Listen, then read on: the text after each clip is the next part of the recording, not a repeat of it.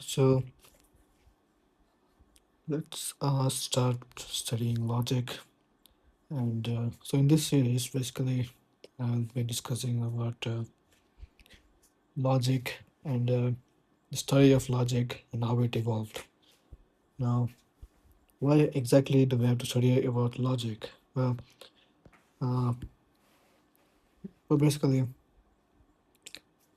uh, one main reason would be that logic, first of all, is used in it just helps you reason. You know, it's very useful. Second, so it helps you reason and it gives you more knowledge about how to reason. And second is that logic is one of the main principles of how we build AI. Third, you get to understand more about humans, you know, and how to be correct.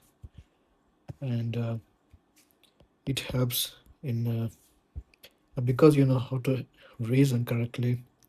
It helps in basically every other field because it's an understanding. If you are able to understand and deduce knowledge properly, you can apply this in pretty much any field. So in any field, and it's just cool. This is just very interesting topic, and in this series, I will just use this book. This is an amazing book. It's a very short book by Bill Mayblin, Dan Cryan, and Shatil. And I'll use this as a kind of like a textbook, and I'll be just mainly going through this book, and that's how I will study it. And so now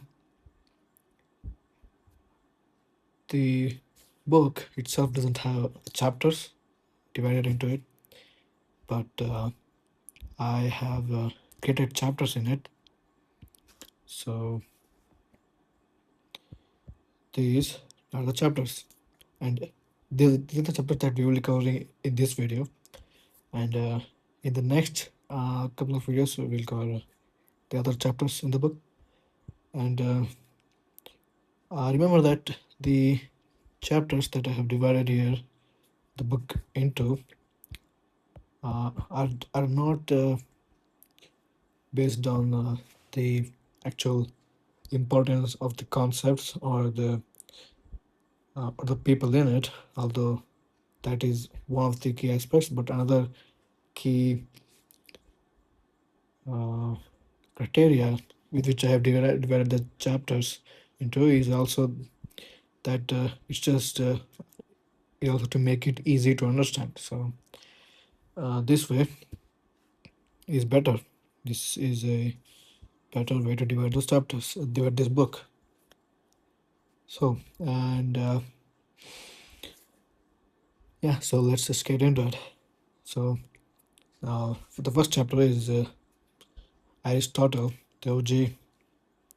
Some say Aristotle was actually pronounced as Aristotele. So this is by some experts who in Greek linguistics or something. But let's just call him Aristotle. And now he pioneered the first ideas of logic. Okay, so now let's first study what is the current definition of logic, and then get into how Aristotle started it. Now, the current definition of logic is just that logic is just like study of correct reasoning.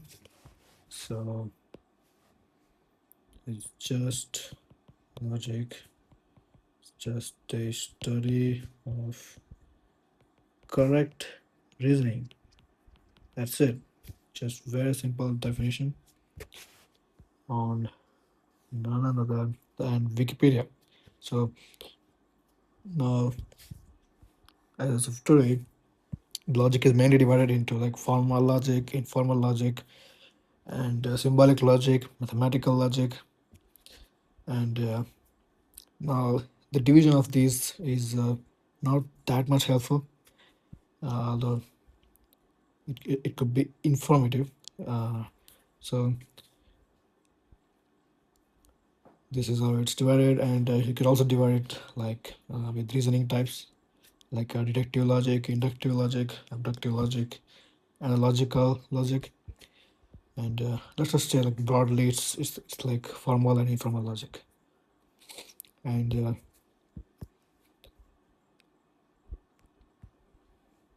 that's the current overview of logic. Now, how it first came to be was that this Greek philosopher Aristotle in 384 BC. This is literally 384, approximately 300 years before Christ was born. He first gave us the idea of a tool, of an organon to argue convincingly. So this is the revolutionary idea that he came through, and this was new. This was something that nobody thought about until he did. The study included grammar, rhetoric, and the theory of interpretation, as well as logic. As you guys know, Aristotle did basically, so he pioneered like a lot of concepts. He did physics. He came up with the first incorrect, although incorrect, law of motion, but he did come up with the first law of motion. He thought about literally a lot of things first. So he was kind of the father of a lot of things. So not a father, but the first pioneer, the first master, if you will. So the study included grammar. The so say as the coming to logic, basically, he argued about this tool organon to help argue correctly. Now, the objects, so we, we talk about like nouns like Socrates and tables, abstract nouns like walking, and pronouns like someone and everyone. Aristotle calls the subject of the sentence. Okay, so basically divided a sentence into a subject and a predicate. So, and he also divided the sentences into singular sentences, universal sentences, particular sentences. But one thing that he didn't know was divide sentences into simple and complex sentences. That's what we will look in the later part of this book. Um, these are some of the basic stuff, but he did think about this first, and this is it's kind of formed the roots, or I mean, you could kind of imagine like a lot of people thought about a lot of things, but not all of them became that much important or useful that they became their own subject. Now, Aristotle was one of these people who came up with a lot of things, and he and one of these things, or I mean, pretty much a lot of things he discussed is now currently really big subjects, and also one of the things that is logic is now a big subject. This is not something that happens to all of the people who thought and discussed about things, and it's also not easy to just expound things and be useful about it. A lot of people would have talked about a lot of other things like uh, I don't know, like a study of sentences, maybe like just grammar, but they probably did not talk about logic as much. Maybe it was not that useful. So we're just calling Aristotle the first master because this thought of his is something that has been very useful and very something that's very important. So he also came up with this idea called square of oppositions. So the square of oppositions basically says that like you can take I mean imagine like these two are like friends, and these two are also friends, but they are just opposing each other. this is one team, this is another team. Now, these two sentences can both be true at a time, and these two sentences can also be both be true at a time. But none of these sentences can be true all the time at the same time. So, like, if all men are mortal, some men can be mortal. That can be true, kind of. And all men are not mortal. Some men are not mortal. Now, it both 1 and 4 cannot be true, obviously, and likewise 2 and 3 cannot be true either. So it's kind of like this is like one of the primitive ideas in logic. You can completely ignore this. It's not that much of it's not this is not something that we build upon later. So and the idea that Socrates came up with, one of the other ideas, the schema is called syllogism. And so basically, uh, what is syllogism? So, so I highly recommend anybody who looks into things to actually look into the etymology of it. So as you can see here, syl is kind of like sin, like synchronize, sin.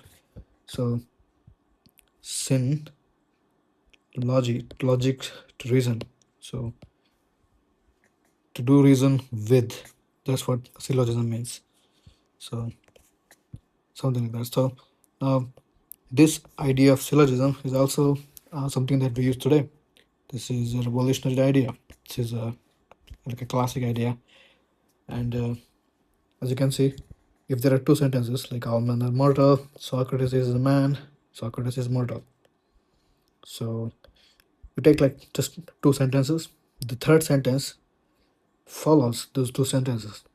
So if you say like all carnivores eat meat, some birds are not carnivores, which means that some birds don't eat meat. It is a valid syllogism. Now, the first two sentences you can call them as predicates. Third one is the conclusion. So this is the idea of syllogism, and although this is very simple, this is a key idea. And Aristotle, however, forgot about conditional statements that have more than one predicate. So he totally forgot about the word and like he forgot about complex sentences. So that's what we will look later in this book. So we now have two reasons why the argument Bergkamp plays for Arsenal, therefore Arsenal will win the cup is false. Because the first comes from what it actually said. There's no way that the facts that I support Arsenal and the Bergkamp plays for Arsenal are enough to guarantee that Arsenal will win the cup. But there's also the formal reason that predicate of the first premise is not subject to the second. So with syllogism, you can come to what sentences can be true and what you can deduce, basically. So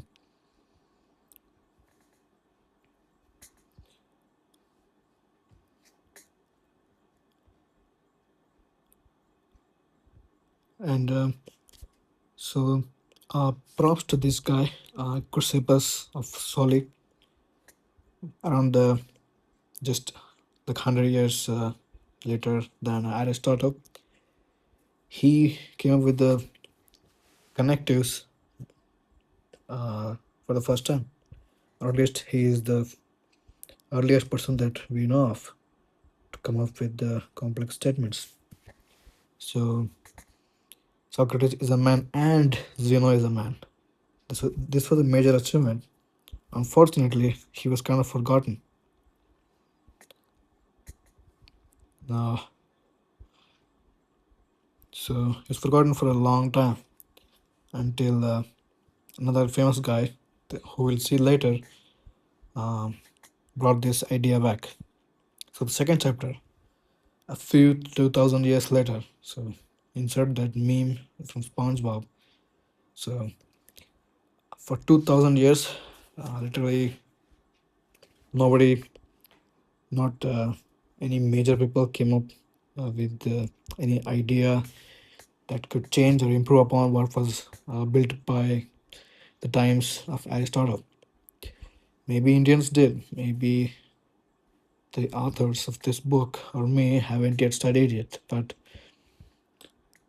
majorly it was nothing useful. So the next most useful thing in logic was from Leibniz. And who is Leibniz? So Leibniz was a Greek mathematician. I could be wrong on that. Let me just Google it. Oh yes, I'm sorry. German. So I was saying German. I just the G word just confused me. So Gottfried Wilhelm Leibniz. Anytime you see the Wilhelm, it's most probably German. A German polymath. He came up with the uh, algebraic logic. So now, and logicians came up with an ever increasing number of syllogisms, some including more than two premises. The logician was kind of an alchemist playing around with the concepts to get valid arguments. Eventually, a method in this madness was provided by Gottfried Leibniz just 500 years ago. And Leibniz came up with the idea of treating statements like equations in algebra. So the equation equals sign to say that two sides must have the same numerical value. So Leibniz introduced the equality sign in logic to show that A is identical to B. So they're saying that who introduced, was it really Leibniz? So who introduced equality sign?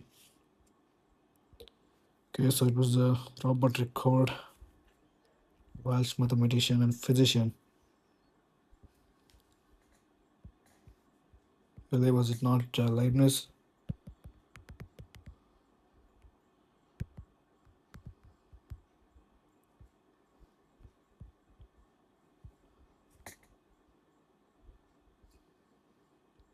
Okay, so first equal sign was by Robert Ricord around the same time as Leibniz.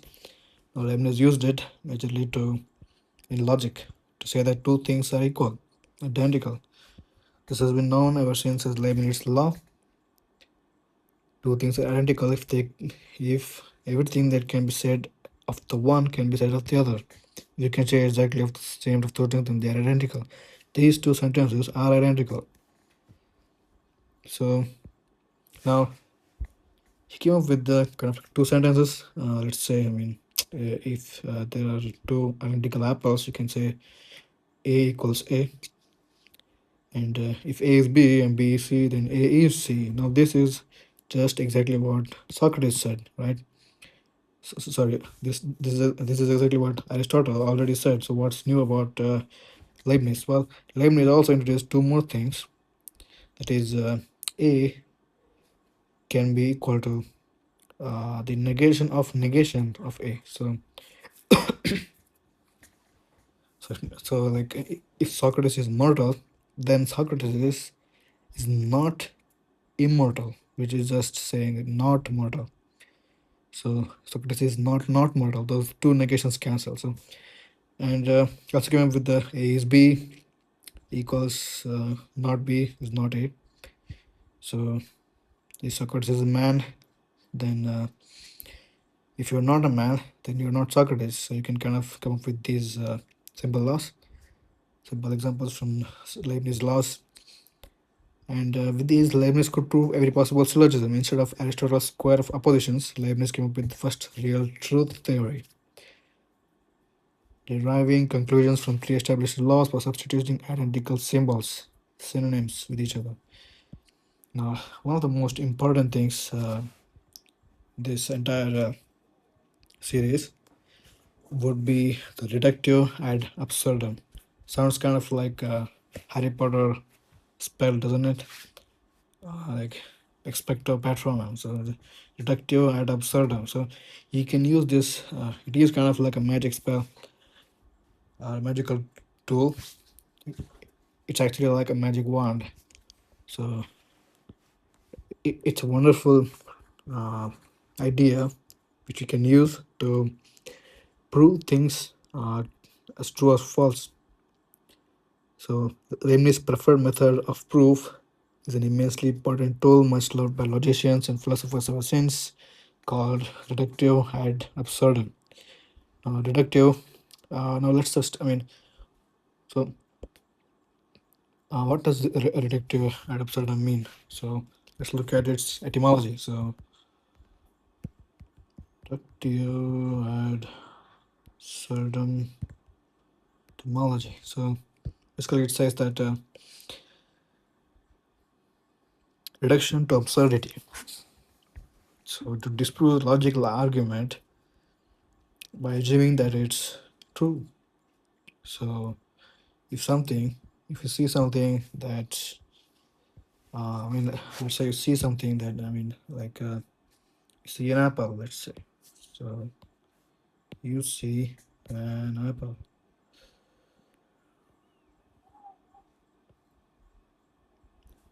And you say that it's not a good apple. You say it's full of worms. Now, how do you prove that? You kind of you have this magic ability or something. You say it's full of worms. Your friend doesn't believe it. So you basically cut the apple, reduce it to pieces, and then you see that there is a worms there. So reductive, and that's basically the idea of reductive absurdum. When you can't disprove that something is false uh, directly, or if you are not able to figure something out, you reduce it. You follow that it is true, and you follow the path where it leads to, and finally you will find the some absurd statement in that path, and that's where you call it this sentence is just false. This assumption was itself was false. So and so as you can see in this example, let's say that where on the night where you on 25th, I didn't do the robbery. I was playing basketball. Okay, let's say you were playing basketball, so we are assuming it. So assuming this idiot in fact was playing basketball. This could be true. Let's just say. Let's try to reduce it to absurdity. Hey doc, could the suspect have been playing basketball on 25th? No way, he's broken his arm the day before. It appears he had broken an arm that night. And this is absurd. You cannot be playing basketball when you had a broken arm. Then we are reaching contradiction. This is absurdity. So your assumption is false. So and so this method of following down the path to prove that it's false was used, is still used by a lot of famous people, and it also allows us to tell if a statement is true, even if we do not know how to construct a proof for it. We can tell a statement is true by showing that its negation leads to a contradiction. So it's not just useful to like prove something as false; it is useful to prove something is true as well by assuming it is false and following the path where it leads to.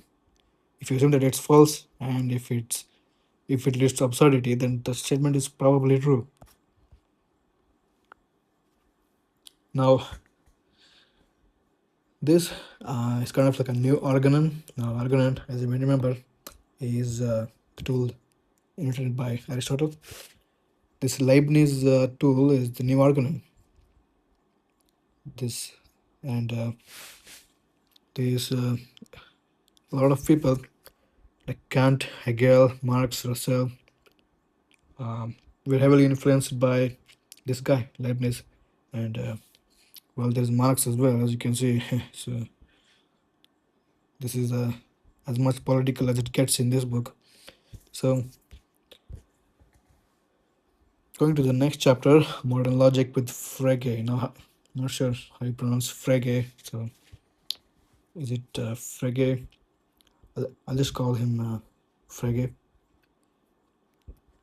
The Encyclopedia of Philosophy says that a modern logic has begun in 1879, not 500 years ago, not with Leibniz, but with Gottlob Frege's Begriffsschrift. So it introduces a propositional calculus. So you know that this is propositional calculus, where you propose things, which combines Leibniz's proof theory with an account of logical connectives. So we did finally get to Chrysippus. So this is where we get to the connectives. Finally, some complex statements we can build. Now, but the most significant of Frege's new inventions was the quantifier. Quantifiers are words like all, some, many, and most. They all also say things about groups of objects. So like some men are bald, and at least some apples are full of worms. Aristotle treated them as subjects to be predicated in a statement, but this can lead to some silly results. So let's just say, like in the Lewis Carroll's Alice in Wonderland, let's say we said, I see nobody on the road. I wish I had such eyes. How can you possibly see nobody? So you say that Frege manages to avoid this problem by treating quantifiers as logically separate entities. He used two quantifiers, all, and there is at least one. This allowed him to translate I see nobody on the road as either for all people, I cannot see them on the road. There's not at least one person. There's not at least one person such that I can see them on the road. Well, this is not pretty solution. It so obviously it's not as simple as the first one. It allows us to avoid silliness in logic. So this is important because when you're trying to deduce something, when you're trying to discuss something, when you're trying to uh, when you want to build something complex, your ideas, your methods of doing it have to be clear. So you cannot have confusion in it. There cannot be any ambiguity or uh, like something that is not clear. So things have to be very clear. So it shows why I see nobody on the road is actually quite different from So that's what he says. So he's pretty happy with this quantifier. Now he did not just introduce, as you can see, he didn't just put like quantifiers like and or all. So he brought about nice quantifiers like some, many, and at least. So now the context principle is another great idea from Frege.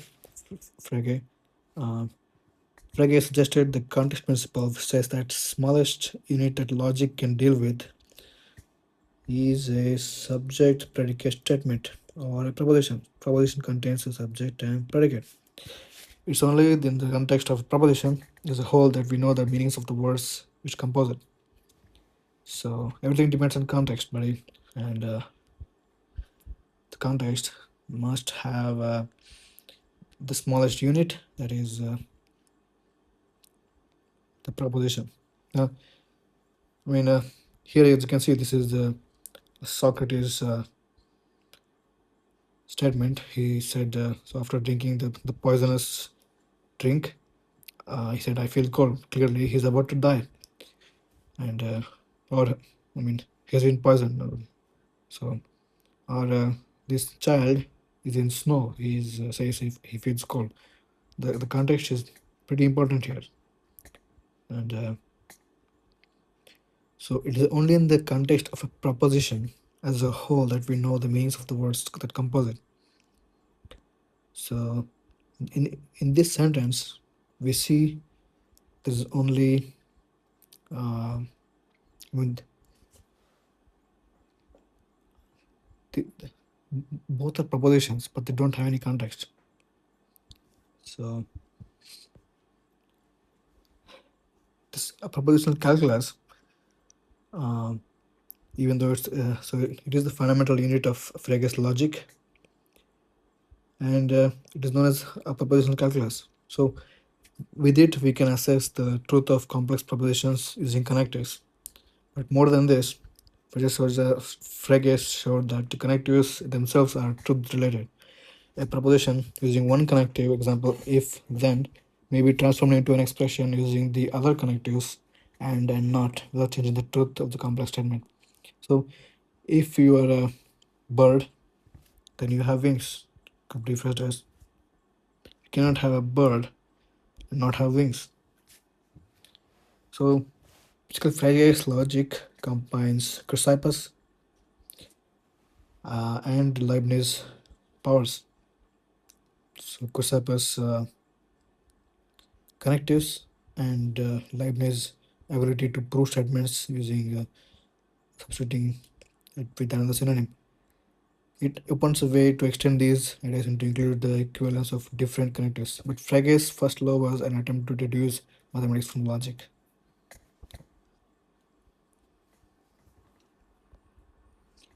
Coming to Cantor's set theory.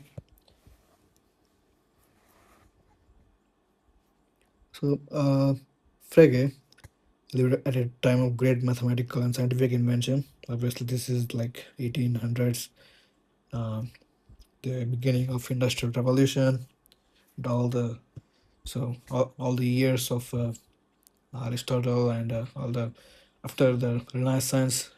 So following Renaissance, where all that math that was invented in the 1500s was finally beginning to show fruition, and that's time when Frege lived. Among the new and disparate branches of mathematics, patterns were emerging. This led to an attempt to base all of mathematics on one set of rules from which every statement could be derived. So people were trying to uh, build some axioms, eh? So Frege thought that his propositional calculus would fit the bill nicely, but it lacked the tools for formulating numbers, of which there is only so far you can get in the formulation of mathematics. Frege's quantifiers all, and there is at least one, cannot do the work. An apparent solution came from one of the new branches of mathematics, set theory. So developed by George Cantor, a contemporary of Frege.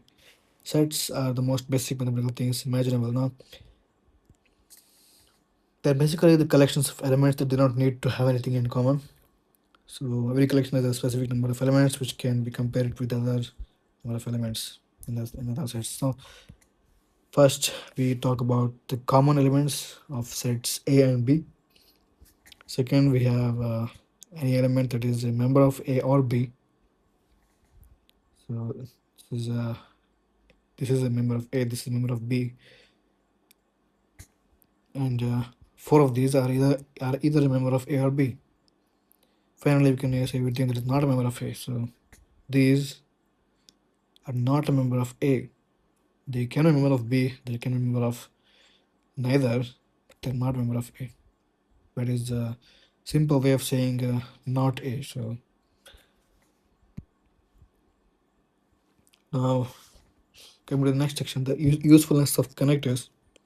From just three connectives and or not, we can express every possible logical proposition. For example, we can say if A then B. So if it cannot be the case that A, then it can also be not B. So my calculus can, so this is basically Frege. Uh, is it? Yeah, this is Frege. So my calculus can work from these connectives alone. And sets allow me to talk about numbers. So by incorporating set theory into my calculus, I think I can obtain a sound basis for mathematics. So you're trying to base mathematics on set theory. Now enter Russell. So one of the OGs in both mathematics and she was not just a mathematician. He was a lot of other things. He was a philosopher. He was a logician.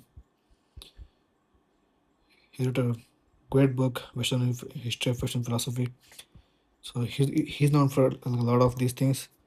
Uh, Philosopher, logician, mathematician, public intellectual. So set theory is just one of his things. So now, as so now we're talking about the Russell paradox. As Frege was about to publish his theory to base mathematics in set theory, to which he had devoted a good portion of his life, a young English upstart called Bertrand Russell pointed out that Frege's use of set leads to a fatal contradiction. Now, how is it possible for one set to belong to another? Yes, the set of numbers 1, 2 is contained in a set of numbers 1, 2, 3.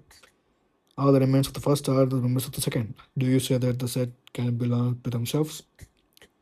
Is the set 1, 2 does it belong to 1, 2? Yes, for the same reason. Every member of the set is a member of the set. The first and second are the same, a bit like Leibniz law. So far, things seem fine, but look at this flaw now. But tell me, can you also have the set of sets, like the set of sets with more than 3 members? I suppose you can. What about the set then?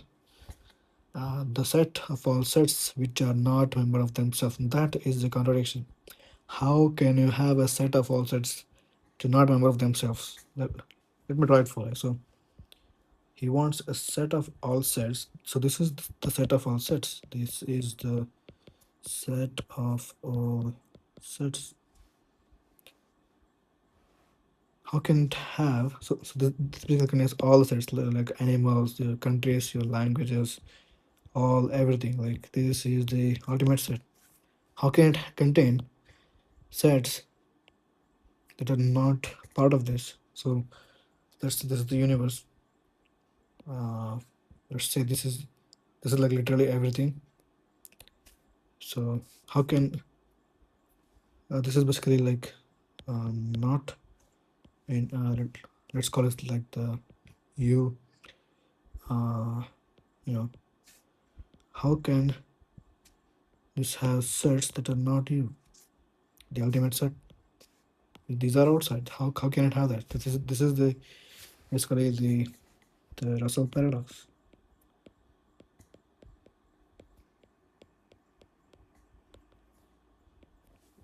So well, now Frege has no answer to this. Lesson's point is that if the set is a member of itself, then by definition it can't be a member of itself. But if it's not a member of itself, then it is a member of itself. Is it both a member of itself and not a member of itself? Well, that is a contradiction. This glaring mistake allegedly left Frege a broken man. Does it? Well, does, where does the problem lie? Well, the problem lies in grammar. The problem lies in the damn sentences. The language we speak is not mathematically sound. It's clearly informal. So that's why the logic is divided into like formal and informal logic. The formal logic deals with the absolute mathematical statements. The informal logic deals with the like natural language. Now, yeah. So uh, to continue with the book, to continue with this thing, Russell saw merit in Frege's work nonetheless, and with his friend Ian Whitehead, he tried to ground mathematics on sets and logic, as Frege was trying. It took a lot of time to avoid contradictions like Frege's. They filled 2 volumes to attempt solution, 2 volumes of book. They wanted to ground the fact that 1 plus 1 equals 2 on something more self-evident. So basically, the problem lies in the language. It gave me so as I was saying, it gave me an idea that could revolutionize philosophy. Language itself was the problem. Language. So this is important. So just to clear, saying language. Okay. Language itself was the problem. The surface grammar of sentences hides their true logical form. So, surface grammar is hiding the logic. So, logic lies beneath. Look at logic, people. Surface grammar, the school grammar of nouns, verbs, and adjectives, hides the true form of the true form of a sentence. It's all thought that if we could analyze the language into a perfect logical structure, then many of the great philosophical problems of the day would disappear.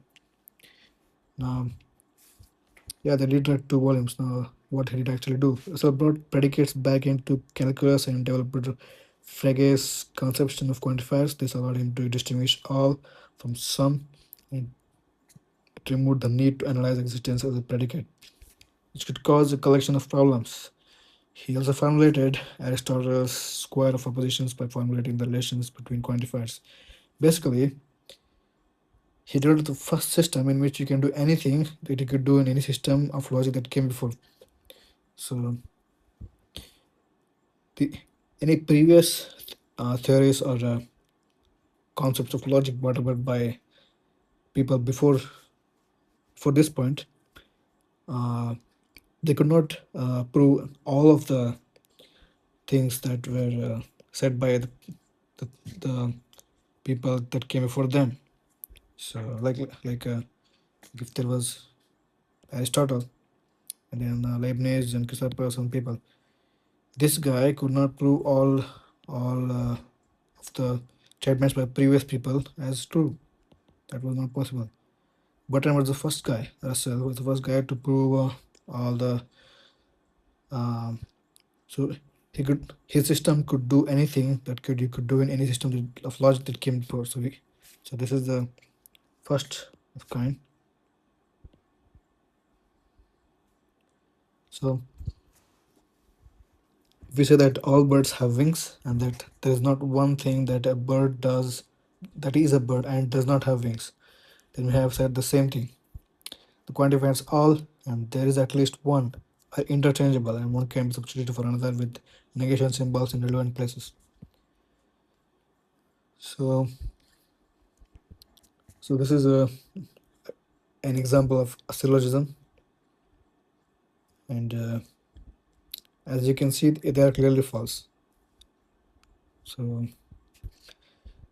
this combination claim would only be true if all three claims are true. We know that first condition is false, so the combined claim is also false. So this is something Russell came up with. So now we will come back to Russell later in later chapters, and for now, let's talk about Wittgenstein's logical pictures. Now, Russell ruled the English philosophy scene for about a decade until Austrian Jew called Ludwig Wittgenstein gave up a potentially lucrative career in engineering to become a pupil of Russell's in 1912. While on active service during the First World War, he composed the first of his two major works, Tractatus Logico-Philosophicus. This received of this conceived of philosophy as an analysis of hidden logical structure, definitive attacks on Frege and Russell. Well, focus on that. Definitive attacks on Frege and Russell. Wittgenstein's main interest was always to understand the relation between language, logic, and the world. So he had attacks on Frege and Russell, and and this can be done if we see language as a picture of the world. So where did he get this idea from? Well, basically, he read in newspapers that he read in the papers that in Paris law courts, models of cars were used to represent the actual location of vehicles in road traffic accidents. So basically, it's kind of like those table maps that you see in like war movies in ancient war movies while they're trying to design the strategy of a war. So like the tabletop. So basically, that's what the Paris law courts were doing to show how accidents were happening in the traffic. They used toy cars. So this toy car was a representative of the actual cars. What any picture must have in common with the reality in order to be able to depict all of its in order to depict at all as is logical form, the form of reality. For Wittgenstein, logic was something that both the world and language must have in common. It's only because language has something in common with the world that it can be used to picture the world. So this has to have something in common with the real car. Well, that's the only way. It's the only reason why we even plan to use it. This is precisely why our sentences are in perfect logical order. So he said this is an attack on Russell. So he said, who found that our sentences have a flaw in them. So, so Wittgenstein says that our sentences are in perfect logical order. This is guaranteed by the fact that our sentences have meaning. So stress on meaning. So this is a pipe, I guess, in a foreign language. It's true, this is not a pipe, but it is a logical representation of one. A picture that does not have logical form simply does not represent anything at all. I mean, if I draw something abstract, clearly that's not logical. That's why it's called abstract painting. And it's although it's not meaningless, um, it doesn't represent anything in reality. Oh yeah, that's what they're saying here. So it used to be said that God could create anything except an illogical world, but the truth is that we could not say of an illogical world what it would look like. This is a sentence from the Tractatus, the famous book by Wittgenstein. Now enter Carnap and the Vienna Circle. By the way, we're still in the Russell paradox, Russell versus Frege chapter, and Russell was followed by Wittgenstein. Wittgenstein was followed by Carnap. Now, logic, since Frege has developed in conjunction with the problem of founding mathematics and solving problems in language, with Rudolf Carnap, the emphasis was mainly on science. So this guy comes and bases things on science. Let me use another color. So so far people were trying to base logic on math, or I mean, to base math on logic, and they were talking. So now Carnap wanted to base it on science, not based on science, but founding mathematics and solving problems in language. So originally a pupil of Frege's, but greatly influenced by Wittgenstein's Tractatus, Carnap was one of the superstars of Vienna Circle. Vienna Circle is just a group of philosophers and scientists who wanted to purge philosophy of anything that was neither scientifically verifiable nor a law of logic. So, I mean, so this is kind of a detail. I mean, so Vienna Circle they just wanted to remove anything that was not verifiable, so not scientifically verifiable. So, I mean, just a historical context. And this is around time of the late 19th and early 20th century. Philosophy is to be replaced by the logic of science, and the logic of science is the logical syntax of the language of science. This is from Carnap, from the Logical Syntax of Language book. Carnap deployed his formidable logical skill trying to develop a rigorous account of any possible formal language. So basically, he didn't like metaphysics, and it says, I saw this as a necessary precursor to the only legitimate form of philosophical inquiry, logical analysis. Unfortunately, the idea restricted language to such an extent that the Vienna Circle often found it hard to express their views. We appointed one of us to shout M for metaphysics whenever an illegitimate sentence was uttered in our discussion. He was shouting M so much that we got sick of it and got him to shout not M whenever we said something legitimate. So they caught up so much in this goal to purge philosophy, that anything that's not scientifically verifiable, that they found it problematic to utter like not ma'am, not am, or just am, because anything that was illegitimate was M for them. Anything that was not scientifically verifiable was metaphysics for them. So now comes the tolerance principle. Reading the Tractatus inspired me to think that I could drive all meaningful sentences from logical and sense experience alone. So he says, this is not exactly the message of my book. My account of meaning came from the world, not from sense experience. So he says, the world is my basis of where I get the knowledge from. Although Tractatus inspired me. So Carnap's bid to reduce all language began to flounder almost as soon as he began to work out its consequences. As an older man, having already produced one very long book, The Of Bow, well, this video is long, isn't it?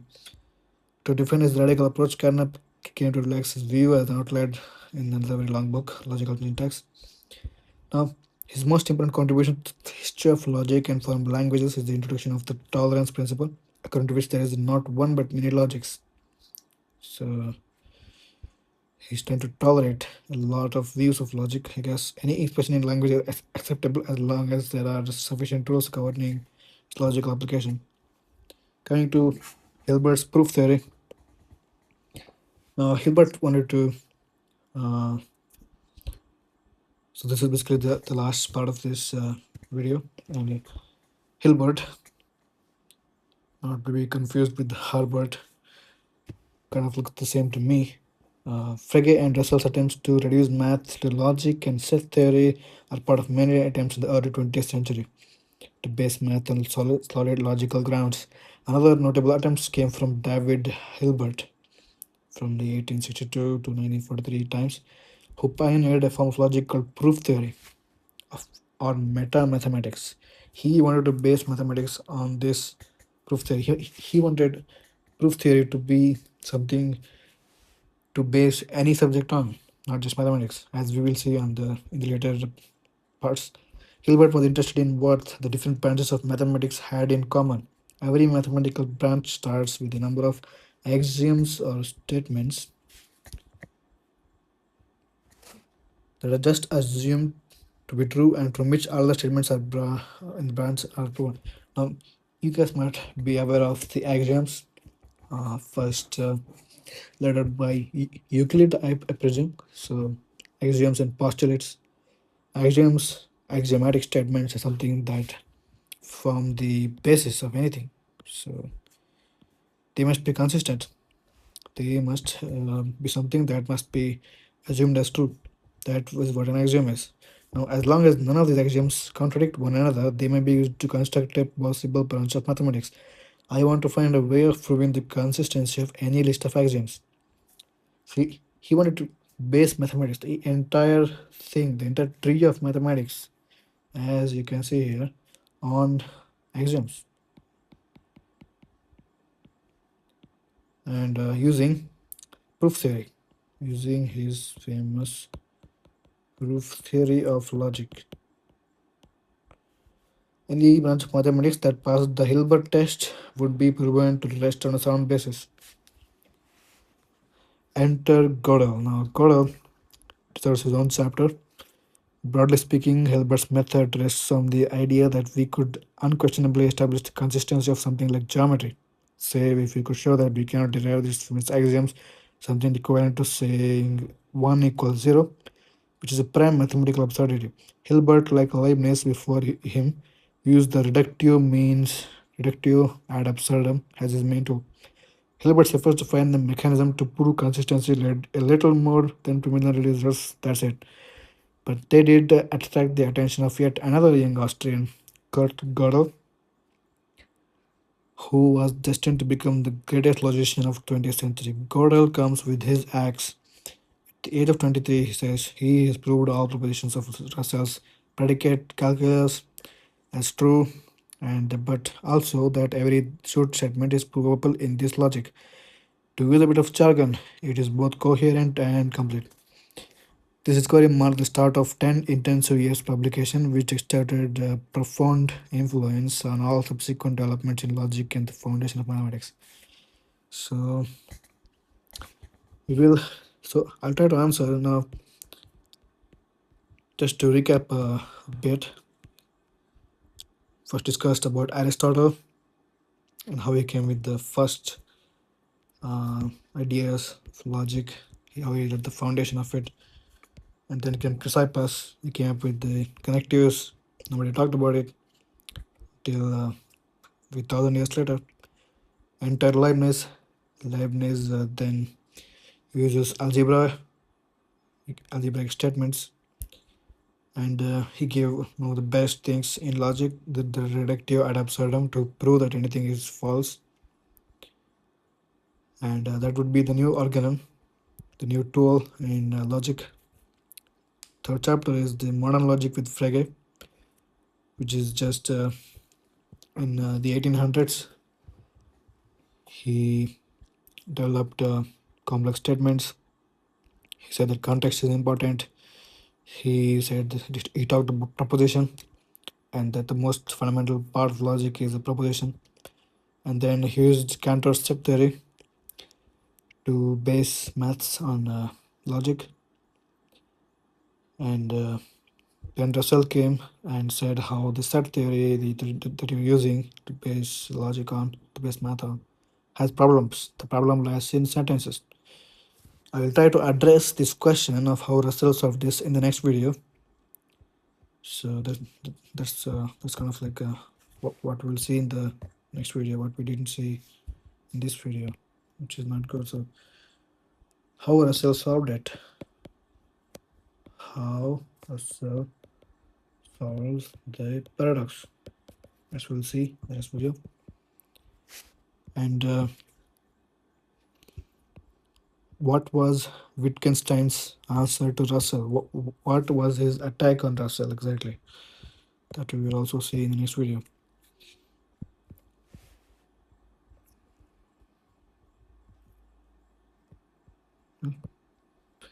How Russell, yeah, so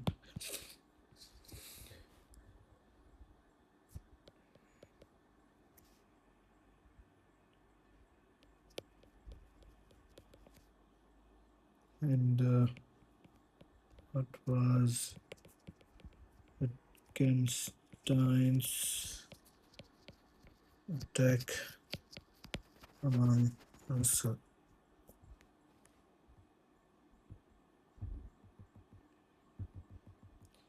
Okay, so yeah, so